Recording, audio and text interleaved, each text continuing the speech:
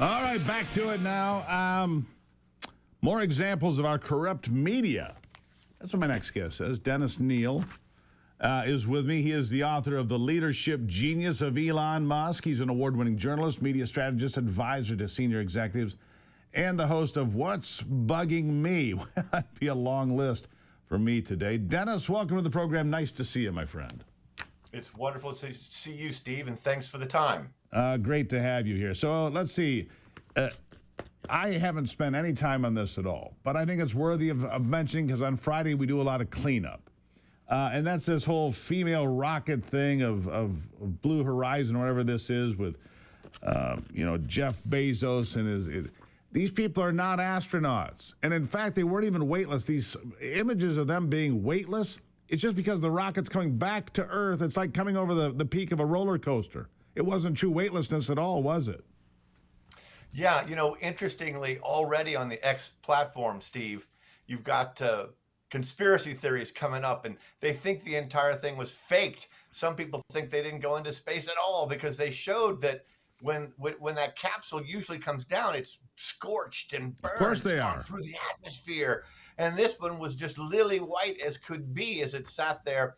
But the thing that really bugs me about it, Steve, is that the media went wild covering this tourism stunt, and they had almost nothing to say about the heroic rescue by SpaceX, Elon Musk's company, of the two astronauts that Boeing stranded at the International Space Station and that the Biden administration kept up there for 8 or 9 months.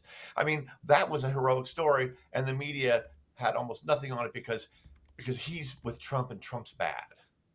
Yeah, it's interesting. You're right. And the media tried to ignore the fact. And then they tried to say, well, Joe Biden didn't just leave him up there. Yes, he did. Joe Biden did just leave him up there. And yes, he did do it for political reasons.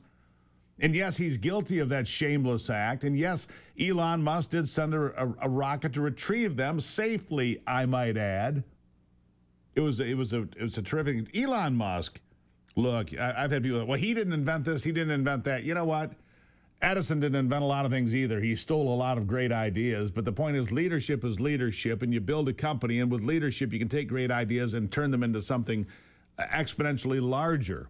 It's not, inventors, if you will, Dennis, are not always the best marketers or salespeople. And so you need somebody with vision and leadership to take things to the next level and the level beyond that. What would you say? And they're not always the nice, and they're not always the nicest people, are they? Those who achieve great things. My book, The Leadership Genius of Elon Musk, offers 11 lessons of Elon that explain his success and which we can borrow and follow to build a better life or feel better about the life we have. And one of those lessons is to dream huge, really huge, and spend decades in pursuit. I think most of us, we fear failure, and so therefore we set smaller goals. So people think small. Dennis, get right to it. People think so. You've got to stake out huge goals.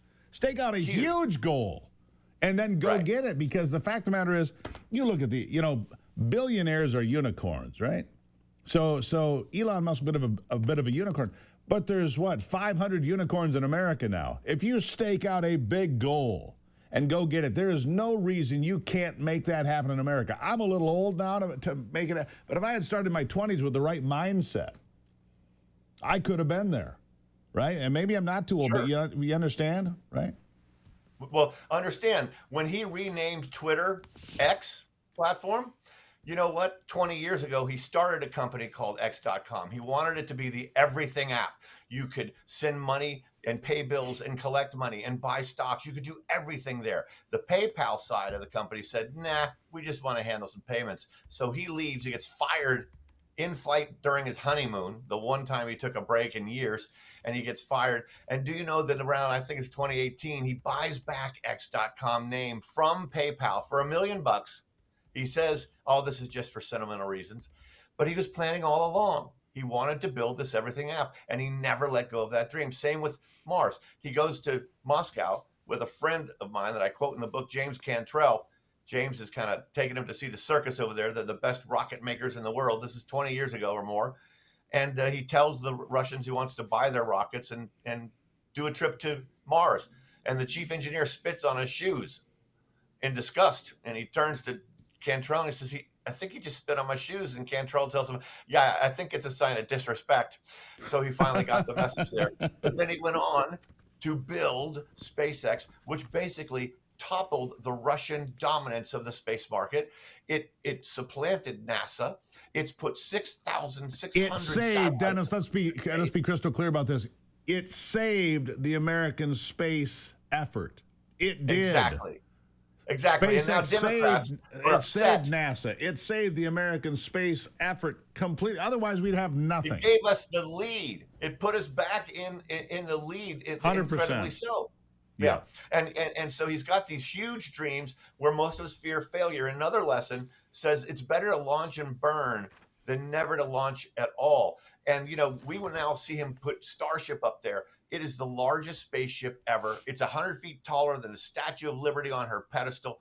And that sucker went through explosion after explosion and jeering and media coverage, before it finally got to where we are here. He sees failure as merely a necessary, stimulating step towards success. They learn thousands of things each time with each failure. And I think a lot of us shrink from that. We're afraid of that. So we don't bring big enough because we don't want to fail.